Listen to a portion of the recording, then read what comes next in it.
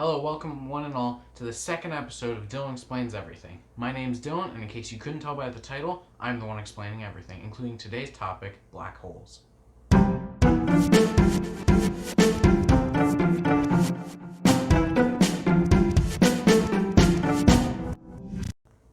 going to be running through a lot of facts, so if you're curious as to where I get my information, check the description below for a list. Black holes are very well known for their mysteriousness and sheer magnitude. But what is the truth about them? Well, not all black holes are necessarily big. In fact, some scientists think there's ones the size of atoms. But there are big ones. A supermassive black hole, the biggest kind, which is at the center of every galaxy, is about the size of a few million Earths. Well, black holes aren't just interesting because of how big they are, but how much mass they have. That atom-sized black hole, that has about as much mass as a mountain. And the supermassive black hole has about as much mass as 4 million suns. The enormous mass of a black hole alters time and space around it, which is why they appear black, because it sucks in all the light, not allowing any of it to escape and reflect back onto our eyes. The insane mass also creates a singularity at the center, which is an infinitely small one-dimensional object holding an infinite amount of mass. This is so mysterious we have no idea what happens if something touches it. Black holes form when a star dies. It explodes into a supernova and the core is left behind. But if that core is over 3 times the mass of the sun, then it should form a black hole. We may not be able to see black holes, but we can see the effect they have on nearby star systems. They tear apart stars, they emit huge bursts of radiation and energy, and they even impact the way a star grows. But fret not, friends. There's no black hole close enough to impact Earth, and our sun is too small to become a black hole, so we should be fine. Black holes were originally discovered by this guy, whose name I'm not going to even try to pronounce. He laid the foundations for astronomy and black holes, and found the first answer to Einstein's theory of relativity. Carl did this by concluding that any object that had the mass that Einstein proposed must also have the mass to absorb all the light in the area. However, Carl died in World War I while serving for the German army, where he contracted an illness. About a year ago, scientists did take the first picture of a black hole. They did this by taking a lot of satellites that were pointed at a black hole and taking pictures of the light surrounding the black hole. This was the first time that scientists could say with absolute certainty that black holes existed, and they had proof to back it up. Something I've been kind of ignoring up until this point is Einstein's theory of relativity, which is really 2 separate theories: Einstein's theory of general relativity and Einstein's theory of special relativity. Einstein's special theory of relativity states that non-accelerating objects have the same physics, meaning we people on Earth have the same physics as aliens in another planet. The difference is how we view it, relativity. And the speed of light is always constant. Einstein's general theory of relativity states that mass and acceleration affect time and space differently, meaning that if you're on a planet that's spinning really fast and moving really fast, you have things like gravity. This is why we know so little about what happens when we get sucked into a singularity. Because of the amount of mass in it, it affects time and space differently. So this strikes up a few theories. What we do know is what happens if you get sucked into a black hole. You wouldn't feel anything because you'd be in free fall, and then suddenly you'd just be absorbed into the black hole as you die.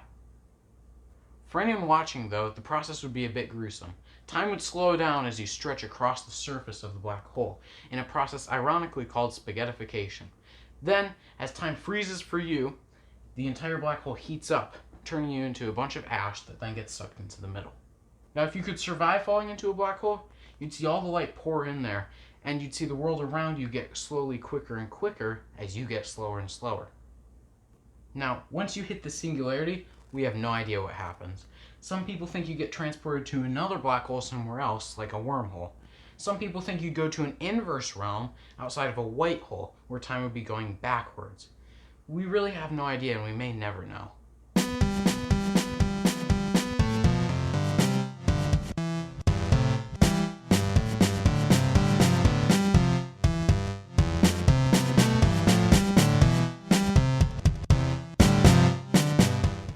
So why is any of this important? It's important to the Kardashev Scale. The Kardashev Scale is a scale used to measure how powerful a civilization is based on how much energy it can produce. A Type 1 civilization can produce all the energy from its own planet. A Type 2 civilization can produce all the energy from its solar system, and a Type 3 civilization can produce all the energy from its galaxy. A type 0 and type 4 through 10 have been theorized, but none of them have been confirmed. Nikolai Kardashev, the guy who made this scale, was also a very well-known astronomer who just died last year. He was very well known for helping out SETI, or the search for extraterrestrial intelligence. Now, how do we get the energy from the black hole? There are two main theories as to how. The first theory has a formation called a Dyson sphere or Dyson swarm. These concepts can gather energy from things like the sun, stars, and our old friend the black hole. Basically, Dyson spheres are giant cases we would put around one of these objects. It would act like a giant solar panel. Dyson swarms are the same, but in a, well, swarm shape. A bunch of solar panels surrounding the sun like the rings of Saturn, but bigger. If we could make this formation around a black hole, we could harvest all the energy from the black hole, bring us that much closer to a type 3 civilization.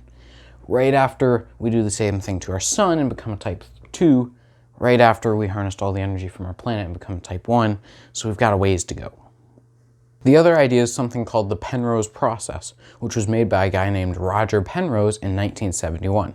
The idea is we launch an object around the black hole. The object shoots a part of itself off into the black hole, gaining enough momentum to leave. That way, the black hole gains some energy and gives some off to the object, making it go faster. Then we can harness the energy from it. We can go bigger though. Some people have thought about putting a giant mirror ball around the black hole and shooting a laser into an opening and closing the opening. The laser bounces around, giving off some of itself but gaining more and more energy until eventually we reopen the opening and get the laser out and use all of its energy. One of the problems with this, among many, is that if we leave the laser in there too long, it'll gain too much energy and become the most massive bomb possible in the entire galaxy. Now, whether you think black holes are boring or useless, or you want to be a famous scientist to study them, you have to admit, if we can master a black hole in the future, it can help humankind grow a lot. With all that being said, if you enjoyed the video you saw today, why not click subscribe to be shown more, and click the like button to let me know you did in fact like it. If you have an idea for Dylan Explains Everything, feel free to leave it in the comments below. And until we meet again, my name's Dylan, and I explain everything.